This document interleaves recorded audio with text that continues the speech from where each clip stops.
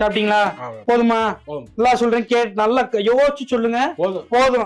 மாவு எடுத்து ஃப்ரிட்ஜ்ல வச்சிருவேன். போதுமா, எடுத்து வைமா. தோசை ஊத்த மனசு இல்ல.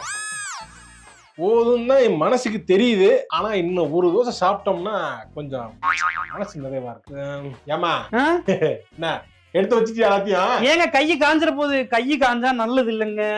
கையை காய விடாம போய் இன்னொரு தோசை ஊத்தி குடுத்தீங்கன்னா அது சாப்பிட்டு கை கழுவலான்னு பார்த்தேன் நானு. இன்னொரு தோசையா? இன்னும் ஒரே ஒரு தோசை மட்டும் ஊத்துமா. ஏங்க நான் உங்ககிட்ட கேட்டு தானே நான் வந்து பண்ணேன். ஏங்க இப்படி பண்றீங்க? நான் எல்லாத்தையும் எடுத்து ஃப்ரிட்ஜ்ல வச்சுட்டேன். திருப்பி கல்லு சூடார 1 மணி நேரம் ஆகும். அம்மா எல்லாம் தோசை ஊத்தி ஊத்தி கொடுத்து போதுமான்னு சொன்னா கூட எக்ஸ்ட்ரா ஒரு தோசை ஊத்தி வச்சிருக்கேங்க அம்மா. ஓ 1 மினிட்.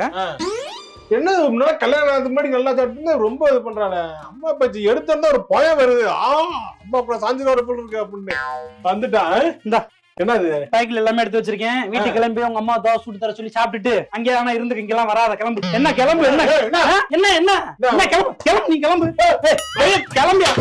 கிளம்பியா கையை கழுவிட்டு போறாமா? எம்புடு தோசை சுடுறது மனுஷன் கை உடஞ்சு